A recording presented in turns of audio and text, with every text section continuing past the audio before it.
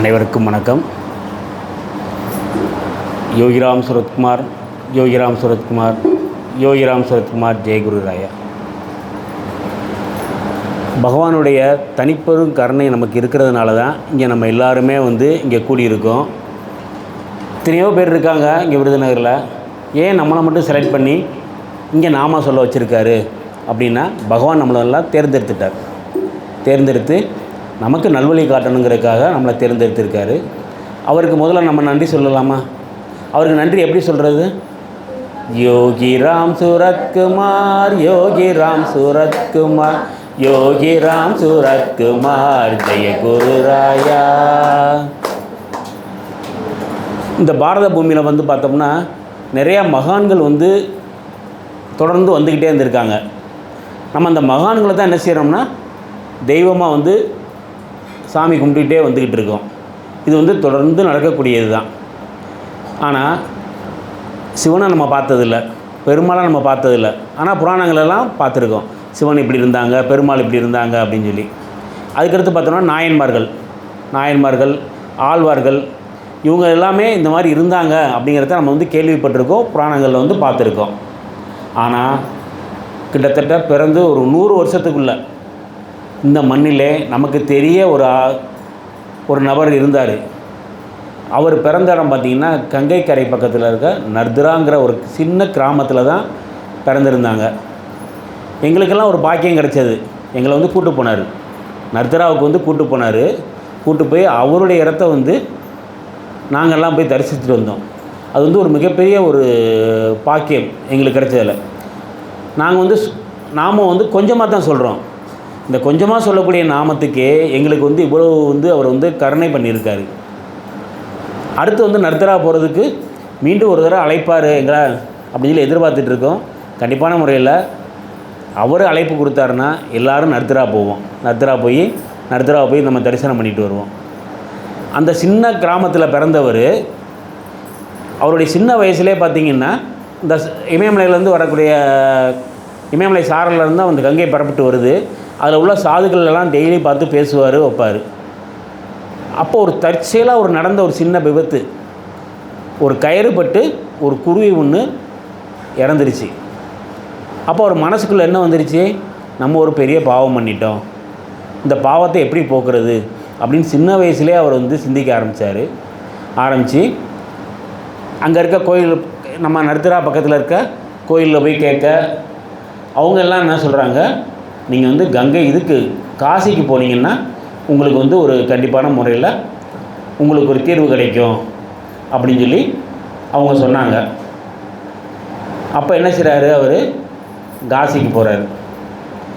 இப்போவே நம்ம வண்டியில் போனப்போ நாங்கள் அவர் கூடவே நர்தராலேருந்து காசி போனோம். கிட்டத்தட்ட ஒரு 5 மணி நேரம்லேருந்து 6 மணி நேரம் ஆச்சு இப்போ இருக்க வாகன வசதியிலே. ஆனாலும் இன்னும் பீகாரில் பெரிய அளவில் வாகனங்கள்லாம் வரல. எல்லாருமே இந்த டாடா ஏஸ் மேலே தான் ஏறி போய்கிட்டு இருக்காங்க. அப்போ அவர் எப்படி போயிருப்பார்?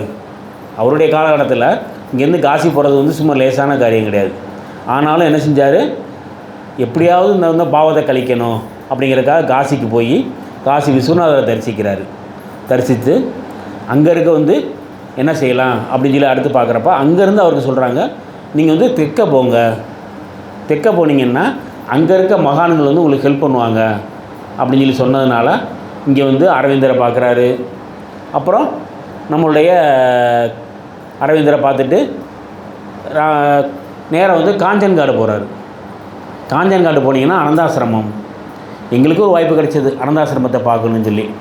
அனந்தாசிரமத்தில் 3 நாள் தங்கியிருந்தோம். பார்த்திங்கன்னா அங்கே பார்த்திங்கன்னா பப்பா ராம்தாஸ் அங்கே 24 மணி நேரமும் இடையராது ராமநாமம் ஜெபிச்சுக்கிட்டே இருக்கும். அங்கே ஜெபிக்கக்கூடிய நாமம் ராம், ஹரே ராம்.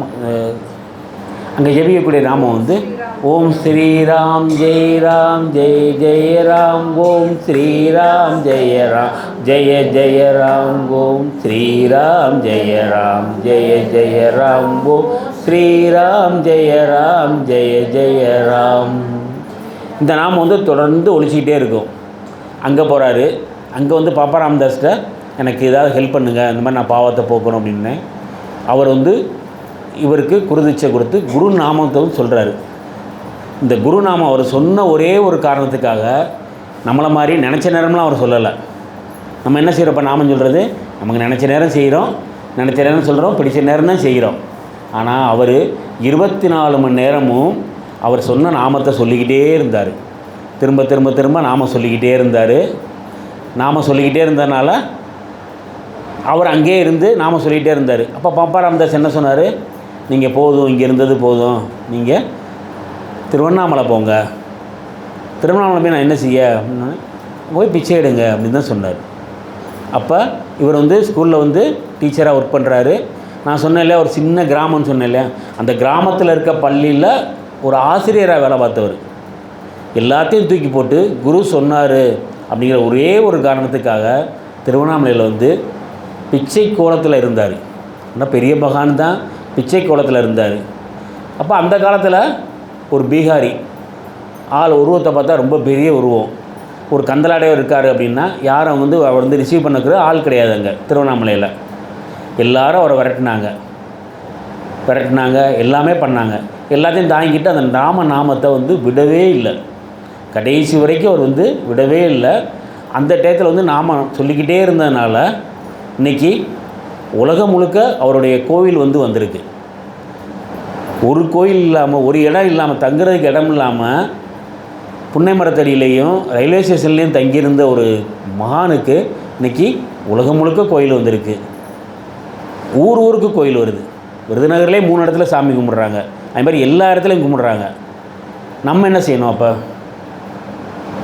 நம்ம வந்து தொடர்ந்து நாமம் சொல்லணும். அந்த நாமம் சொல்லி அந்த வரக்கூடிய ஆலயங்களில் நம்மளால் முடிஞ்ச அளவுக்கு நம்ம வந்து உதவிகள் வந்து செய்யணும். பொருள் உதவி மட்டும் கிடையாது, உடல் உழைப்பும் செய்யலாம்.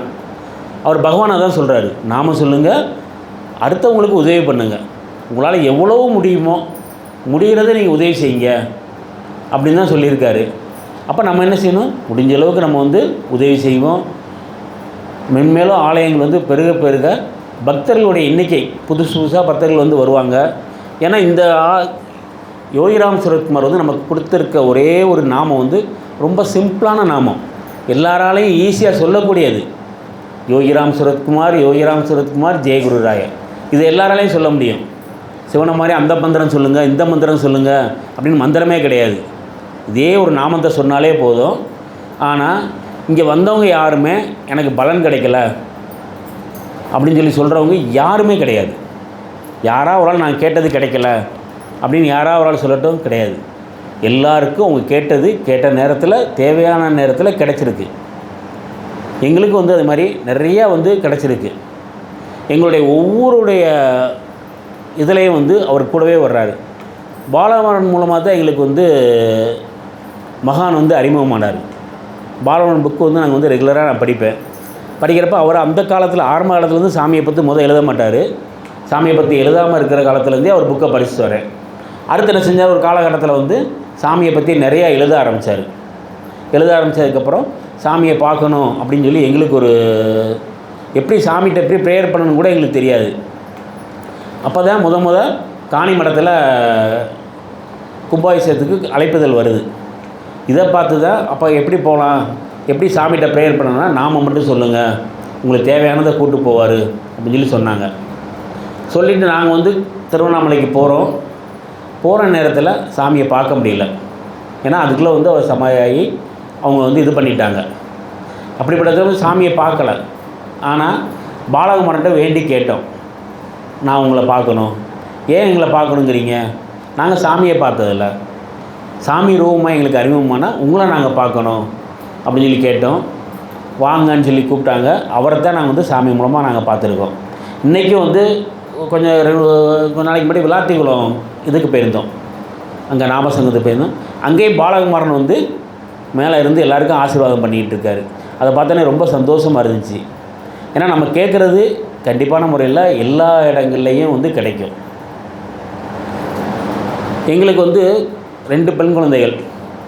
ஒரு பெண் குழந்தைக்கு, ஒரு 2வது மகளுக்கு வந்து கொரோனா டயத்தில் அவள் வந்து மாசமாக இருந்தாப்புல. கொரோனா டயத்தில் என்ன செஞ்சாங்க, திடீர்னு எல்லா இடத்தையும் லாக்டவுன் பண்ணிட்டாங்க. ஒவ்வொரு ஆஸ்பத்திரியாக மூடிட்டு வர்றாங்க. அவங்க இருக்கிறது சென்னையில். ஒவ்வொரு ஆஸ்பத்திரியாக மூடுறாங்க. மெடிக்கல்ஸ் எல்லாமே மெடிக்கல்ஸு எல்லாத்தையும் மூடிட்டு வர்றாங்க. அப்போ அந்த பிள்ளையை எப்படி வச்சு நாங்கள் பார்க்குறது, நமக்கு எதுவுமே வழி இல்லையே அப்படின்னு சொல்லி பகவான்கிட்ட தான் நாங்கள் வந்து வேண்டுதல் வச்சோம். என் குழந்தைக்கு வந்து நல்லபடியாக டெலிவரி நடக்கணும், நல்லபடியாக குழந்தை பிறக்கணும் அப்படின்னு சொல்லி கேட்டோம். உடனே சாமி வந்து என்ன செஞ்சார், எங்களுக்கு எங்கள் அண்ணன் மூலமாக ஒருத்தர் வந்தார். நான் வந்து ஏர்ஃபோர்ஸ்லேருந்து அப்போ தான் ரிட்டையர் ஆகி வந்திருந்தார். நான் போய் அந்த பிள்ளையை போய் கூப்பிட்டு வரேன். ஏன்னா அப்போ எல்லாத்தையும் வண்டி எல்லாத்தையுமே நிப்பாட்டிட்டாங்க, எந்த விதமான டிரான்ஸ்போர்ட்டும் கிடையாது. அவர் என்ன செஞ்சார், அங்கேருந்து பிள்ளையை வந்து கூப்பிட்டு வந்தார். தேவையான ஜாமானை மட்டும் எடுத்துக்கிட்டு மகளும் மருமகனும் அங்கேருந்து வந்தாங்க. வர்றப்பையுமே என்ன செஞ்சாங்க, நம்ம ரெட்டியாப்பட்டி இடத்துல எல்லாரையும் நிப்பாட்டி திருவி காலேஜில் தங்க வச்சு அதுக்கப்புறம் தான் அனுப்பி விட்டாங்க. அதுலேயும் எங்களுக்கு வந்து கடவுள் காப்பாற்றி நேராக வீட்டுக்கு வந்து சேர்ந்தாங்க. குழந்தை நல்லபடியாக பிறந்துச்சு. குழந்தைய வந்து நேரம் ஒரே ஒரு ஆள் தான் ஆஸ்பத்திரிக்குள்ளே இருக்க முடியும் அப்படின்னு சொன்னோன்னே ஒரே ஒரு ஆள் தான் ஆஸ்பத்திரியில் இருந்து அதை பார்த்துக்கிட்டாங்க. அப்போயுமே பார்த்திங்கன்னா கொரோனா டைம்ங்கிறதுனால அவங்களுக்கு வந்து டெஸ்ட் எடுத்து கொரோனா டெஸ்ட் எடுத்து அது ஓகேயாக இருந்தால் தான் ஆஸ்பத்திரியிலே அட்மிட் பண்ணாங்க. ஆனால் அதுலேயும் எங்களுக்கு ஒரு சின்ன பிரச்சனை வந்துச்சு. திடீர்னு ஒரு எங்களுடைய கல்யாணம் வந்து 30 ஆகஸ்ட் அன்னைக்கு தேதிக்கு மாம்பழம், அப்போ வந்து ஜூம் மீட்டிங்கில் தான் நமக்கு எல்லாமே நடந்துகிட்டு இருந்தது. சத்சங்கமே ஜூம் மீட்டிங்லாம் நடந்துச்சு. 30/8 அன்னைக்கு மாம்பழத்துலேருந்து ஃபோன் பண்ணியிருந்தாங்க. 30/8 அன்னைக்கு மாம்பழம் சத்சங்கத்தில் நீங்கள் பேசுங்க அப்படின்னு சொல்லி என்னுடைய ஒய்ஃப் மலர்வழியை வந்து பேச சொல்லியிருந்தாங்க. சரி ஓகே பேசுகிறேன் அப்படின்னு சொல்லி 4:30 மணி டைம், அப்போ ஜூம் மீட்டிங் டைம் வந்து 4:30 மணி. அந்த மீட்டிங்கில் பேசுகிறேன்னு சொல்லி அவர் சொல்லியிருந்தாப்புல. சொல்லி அன்றைக்கி அது ரெடியாக இருந்தது. ஆனால் கடவுளுடைய சித்தம் என்ன ஆகிடுச்சுன்னா, அந்த 4:30 மணிக்கு எங்கள் பேரை வந்து பிறந்தான். திடீர்னு வந்து ஹாஸ்பிட்டலில் சேர்க்க வேண்டிய ஒரு சூழ்நிலை வந்துச்சு. கூப்பிட்டு போனோம். டாக்டர் வந்து எதையுமே செக் பண்ணலை, அவசரம் அப்படின்னு சொல்லி உடனே அட்மிட் பண்ணிக்கிட்டாங்க. அட்மிட் பண்ணோடனே குழந்தை பிறந்துச்சு. குழந்தை பிறந்து பேரன் பிறந்தான். கரெக்டாக அதே 4:36க்கு அவன் பிறந்தான். அது ஒரு மிகப்பெரிய ஒரு எங்களுக்கு வந்து பகவான் வந்து எல்லா இடத்துலையும் கூட துணைக்கு வந்து இருந்து எங்களை காப்பாற்றியிருக்காரு. இன்றைக்கி அந்த பேரை வந்து பார்த்திங்கன்னா நம்ம பகவான் மேலே ரொம்ப பக்தியாக இருக்கேன். திருவண்ணாமலைக்கு வந்திருந்தான். வந்தவன் சாமியுடைய காலை பிடிச்சிட்டு எந்திரிக்கவே மாட்டேன்ட்டான். இப்போ அவனுக்கு வந்து 5 வயசு ஆகுது. கொஞ்ச நாளைக்கு முன்னாடி ஊருக்கு வந்தான். ஊருக்கு வந்தோன்னே என்ன சொல்லலாம், தாத்தா வீட்டுக்கு போகலாமா, அது வந்து தாத்தா சாமின்னு தான் அவளை கூப்பிடுவான். பிறந்த இருந்து பார்த்தாலும் தாத்தா வீட்டுக்கு போவோம். சின்ன பையனா எங்கே கூப்பிடுவாங்க, அந்த கடைக்கு போவோமா இந்த கடைக்கு போமான்னு சொல்லி அவன் வந்து எங்கிட்ட கேட்டதே அதான், தாத்தா வீட்டுக்கு போவோம் வாங்க அப்படின்னு. சரி அவன் கூப்பிட்றான்னு சொல்லி அங்கே அருப்புக்கோட்டைக்கு கூப்பிட்டு போனோம். அருப்புக்கோட்டைக்கு போனோடனே சாமி பாதத்தை பிடிச்சிட்டு அங்கேயும் விடலை, சாமி வெளியேன் தான். இந்த மாதிரி வந்து எங்களுக்கு அடுத்த ஒரு இதுக்கும் சாமி வந்து பகவான் வந்து கூடவே வந்து ஒரு கருணை காட்டிக்கிட்டே வர்றாரு. இந்த மாதிரி நிறையா விஷயங்கள் நடந்துகிட்ருக்கு. ஆனால் நாங்கள் சொல்லக்கூடிய நாமாக்கள் இன்றைக்கி வந்து ரொம்ப ரொம்ப ரொம்ப கம்மி தான். இந்த நாமாக்கள் வந்து அதிகமாக சொல்லியிருந்தோம்னா இன்னும் நிறையா வந்து பலன்கள் வந்து கண்டிப்பான முறையில் எங்களுக்கு வந்து கண்டிப்பான முறையில் கிடச்சிருக்கும். அதே மாதிரி எந்த ஒரு கோரிக்கைனாலும் சரி நாங்கள் பகவான்கிட்ட தான் வைப்போம். எங்களுக்கு இது வேணும், கண்டிப்பான முறையில் நிறைவேற்றி கொடுத்துருக்காரு. எங்களுடைய மகளுடைய கல்யாணத்துலேருந்து 2ஆம் மக கல்யாணத்துலேருந்து கல்யாணமே வந்து பகவானுடைய முன்னிலையில் தான் அந்த கல்யாணமே நடந்துச்சு. கல்யாணத்தன்னைக்கு நம்ம எல்லாம் ஐயரை வச்சு கல்யாணம் பண்ணிடுறா பார்த்துருக்கோம். சாமி தான் எங்களுக்கு வந்து நடத்தி கொடுத்தாரு. சாமி முன்னாடி வந்து உட்காந்துருந்தார். அங்கே மாசான் முத்தையா வந்திருந்தாங்க. எல்லாமே மேலத்தெல்லாம் நிப்பாட்டிட்டு நாம மட்டும்தான் ஒழிச்சது. நேரம் நாம ஒளி இருக்கப்ப பிள்ளைகளுக்குள்ள தாலி கட்டினாங்க. இதுவும் வந்து நாங்கள் கேட்டோம், இந்த மாதிரி வேணும் எங்களுக்கு, செஞ்சு கொடுத்தாரு. செஞ்சு எதுவுமே மாட்டேன்னே சொல்லலை. அதே மாதிரி எங்கள் வீட்டில் சாமியை வந்து நாங்கள் நிரந்தரமாக ஒரு இதாக ஃபிக்ஸ் பண்ணணும். புது வீடு வந்து அல்லமட்டில் கட்டணும். ஒரு 10 வருஷம் முன்னாடி கட்டணும். 10 வருஷம் முன்னாடி கட்டுறப்பையே நாங்கள் வந்து சாமி எங்களோட நிரந்தரமாக இருக்கிற மாதிரி வேணும். ஏன்னா அப்போ வந்து நம்ம இந்த மாதிரி சிலைகள் ரூம்லாம் அப்போ வந்து கிடையாது, ஃபோட்டோ தான் பார்த்துருக்கோம். எங்களுக்கு வேணும்னு சொல்லி கேட்டோம். அப்போ என்ன செஞ்சோம்னா, அந்த மதுரைக்கு போகிற வழியில் பசுமலையில் அந்த இதெல்லாம் ரெடி பண்ணுவாங்க, கல்வெட்டு வந்து வெட்டுவாங்க. அப்போ சாமி எப்படி செஞ்சு நம்ம வீட்டில் ஃபிக்ஸ் பண்ணிட்டா என்ன அப்படின்னு சொல்லி யோசித்து நைட்டு ஒரு டைம் போனோம். 2 கடை திறந்துருந்தது. ஒரு கடைக்கார்ட்ட போய் கேட்டோம். கேட்டு இந்த மாதிரி எங்களுக்கு வந்து ஒரு சாமியுடைய இதை வந்து கல்வெட்டில் வெட்டி தரணும், உங்களால் பண்ண முடியுமா அப்படின்னோம். யாருன்னு கொடுங்க அப்படின்னாரு. நாங்கள் எடுத்து சாமி படத்தை காமிச்சோம். படத்தை காமிச்சோன்னே அவர் சொன்னார், அவர் வந்து கிறிஸ்டின் தான். அவங்க சாமி படம் எல்லாமே இங்கே இது ரூமில் ஃபுல்லாக இருக்குது. பார்த்தவரே சொல்கிறார், இவர் என்னுடைய ஃப்ரெண்டில் திருவண்ணாமலையில் இருக்கார், நான் நிறைய அவரோட பார்த்துருக்கேன், பழகியிருக்கேன், நல்லபடியாக உங்களுக்கு பண்ணித்தர்றேன் அப்படின்னு சொல்லி சொன்னார். சொல்லி நாங்கள் இருக்க ஃபோட்டோவை அவர்கிட்ட கொடுத்துட்டு வந்தோம். இந்த ஃபோட்டோ மாதிரி எங்களுக்கு பண்ணி கொடுங்கன்னு சொல்லி. அவர் பார்த்திங்கன்னா எல்லாம் ரெடி ஆகிடுச்சுன்னு சொல்லி ஆடி 18ஆம் பெருக்கு அன்றைக்கி எங்களுக்கு ஃபோன் பண்ணுறாரு காலையில், சாமி ரெடி ஆகிட்டார், வந்து வாங்கிக்கோங்க அப்படின்னு சொல்லி. சரி, நாங்கள் வந்து கிளம்பி போகிறோம். கிளம்பி போனால் சாமி வந்து மிக அற்புதமாக வந்திருக்காரு. அந்த ஃபோட்டோ இருக்கிறத விட வித்தியாசமான நிறையா பண்ணியிருந்தார். நான் சாமிகிட்ட நிறையா பார்த்துருக்கேன் இல்லையா, அதை வச்சு நான் சாமி நினச்சி இது பண்ணேன் அப்படின்னாரு. சாமி ரொம்ப ரொம்ப அபூர்வமாக அற்புதமாக வந்திருந்தார். சரி, அந்த சாமியை வந்து நம்ம நேராக வந்து வீட்டுக்கு எடுத்துகிட்டு வர வேண்டாம், எங்கேயாவது நாமும் சொல்லிட்டு எடுத்துகிட்டு போவோம் அப்படின்னு சொல்லி நினச்சப்ப, மதுரையில் இப்போ இருக்க மாதிரி அப்போ ஆசிரமம் எதுவுமே கிடையாது. அப்போ என்ன சொன்னால், அங்கே அண்ணாமலை ஐயான்னு சொல்லி ஒருத்தர் இருக்கார், சாமியுடைய பழம்பெரும் டிவோட்டி. அவர் வீட்டில் ஏற்கனவே என்ன செய்வாங்கன்னா, இதே மாதிரி சாமி இதெல்லாம் வச்சு, சாமியுடைய ஃபோட்டோஸ் எல்லாம் வச்சு நாம சொல்லுவாங்க. சரி, அங்கே கொண்டு போவோம்னு சொல்லி நேராக அவர் வீட்டுக்கு கொண்டு போனோம். கொண்டு போய் அங்கே வச்சு சாமிக்கு நைவேத்தியம் பண்ணி, பஜனை பண்ணி, நாமெல்லாம் சொல்லி ரொம்ப நேரம் நாம சொன்னோம். ரொம்ப முழு திருப்தியோட அவர் அங்கேருந்து எங்களை வழி அனுப்பி வச்சார். இன்றைக்கி அந்த பகவான் வந்து எங்கள் வீட்டில் உள்ளே நுழைஞ்சோன்னே முன்னாடி பார்க்குற மாதிரி இருக்கார். நாங்கள் வீட்டுக்குள்ளே வர்றப்பையும் சரி, வெளியில் போகிறப்பையும் சரி, அவருடைய கண்காணிப்பில் தான் இப்போ எங்கள் வீடே இருக்குது.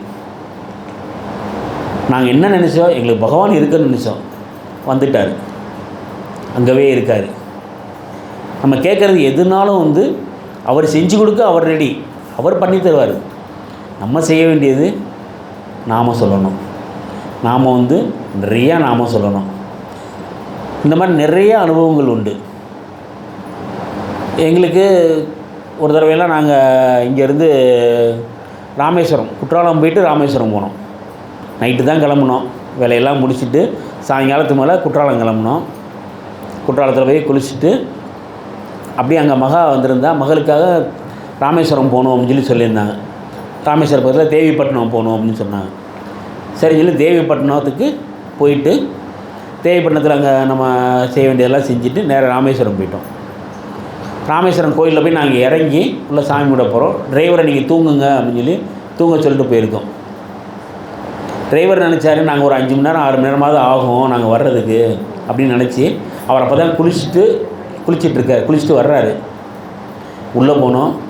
எங்களுக்கு முன்னாடியே பகவான் முன்னாடி போய் போன வேகத்திலே 1/2 மணி நேரத்தில் நாங்கள் சாமி கும்பிட்டு திரும்பிட்டோம். எல்லா கோயிலையும் நாங்கள் போகிறப்ப எங்களுக்கு முன்னாடியே சாமி போயிடுறாரு. போய் ஈஸியான தரிசனம்.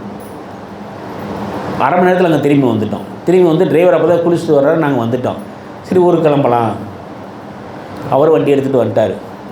வண்டி எடுத்துகிட்டு வந்தால் அவர் தூங்கவே இல்லை. ஏன்னா குற்றாலத்தில் கொஞ்சம் நேரம் தூங்கினார். அது தூங்கவே இல்லை, தூங்காமே வர்றாரு. அப்போ என்ன செய்கிறாரு, அவருக்கு வந்து கண் அசர்றது தெரியுது. நாங்கள் என்ன செஞ்ச பிறகு வேறு இல்லாமல் நாம சொல்லிவிட்டு முன்னாடி நான் உட்காந்து வரேன். அப்போ கரெக்டாக ராமேஸ்வரம் அவுட்டரில் ஒரு பட்டர்ஃப்ளை வந்து என் வண்டியில் இதில் வந்து ஃப்ரண்ட்டில் டேஷ்போர்டில் வந்து உட்காந்துச்சு. கரெக்டாக டிரைவருக்கு எனக்கு நடுவில் டேஷ்போர்டில் வந்து ஒரு பட்டர்ஃப்ளை வந்து உட்காந்துச்சு. வண்டி அவ்வளோ வேகத்தில் வந்துட்டுருக்கு. அந்த வேகத்துலேயும் பட்டர்ஃப்ளை உள்ளே வந்து உட்காந்துச்சு.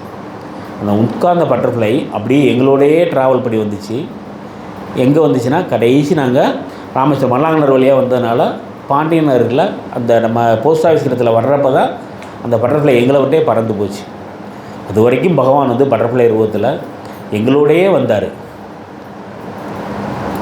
ஏன்னா நாங்கள் கேட்குறோம், நல்லபடியாக போய் சேரணும் வேணும் அப்படின்னோடனே நேரடியாக அவர் வந்து எங்களோடையே வந்து அங்கேருந்து பகவான் வந்து இருந்தார். இந்த மாதிரி எல்லா இடங்கள்லையும் எங்களுக்கு வந்து பகவான் வந்து கூடவே வந்துக்கிட்டு இருக்கார். கூடவே எல்லா விஷயங்கள்லையும் எங்களுக்கு வந்து கூட இருக்கார். இப்போல்லாம் நினச்சா வந்து திருவண்ணாமலை போயிடுறோம். 2 நாள் லீவு அப்படின்னா திருவண்ணாமலைக்கு போயிடுறோம். ஏன் திருவண்ணாமலைக்கு நம்ம ரெகுலராக போகிறோம் அப்படின்னா, எல்லா கோயிலுமே பார்த்திங்கன்னா ஏதாவது ஒரு சித்தர்கள் வந்து சமாதியான கோயில் தான் இன்றைக்கி வந்து எல்லா கோயிலுமே வந்து ரொம்ப விசேஷமான கோயிலாக இருக்குது. திருச்செந்தூர் எடுத்துக்கோங்க, ராமேஸ்வரத்தை எடுத்துக்கோங்க, எல்லா இடங்களில் உள்ள கோயில்கள்லையும் ஏதாவது ஒரு சித்தர்கள் வந்து அதில் சமாதியாக இருப்பாங்க. ஜீவ சமாதியான கோயில் தான் இன்றைக்கி வந்து பிரபலமாக இருக்குது. நமக்கு தெரிஞ்ச ஒரே ஒரு சித்தர், நமக்கு பார்த்து ரசித்த சித்தர் வந்து நமக்கு எங்கே இருக்கார், திருவண்ணாமலையில் இருக்கார்.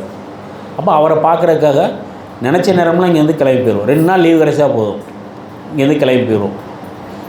அப்படி ஒரு டைம் போயிட்டு வர்றப்ப எங்களுக்கு வந்து ட்ரெயின்லேயே இதுலேயே டிக்கெட் கிடைக்கல. பஸ்ஸில் தான் டிக்கெட் போட்டு வந்தோம். பஸ்ஸில் டிக்கெட் போட்டு வந்தோம்னா வந்து நாங்கள் இறங்கின இடம் வந்து நம்ம ஆற்றுப்பாலத்துக்கு இதில் இறங்காமல் சிவகாசி முக்கு ரோட்டில் தான் இறங்கினோம். சிவகாசி முக்கு ரோட்டில் இறங்கிட்டு இருக்கோம். அங்கே ஆள் நடமாட்டமே கிடையாது.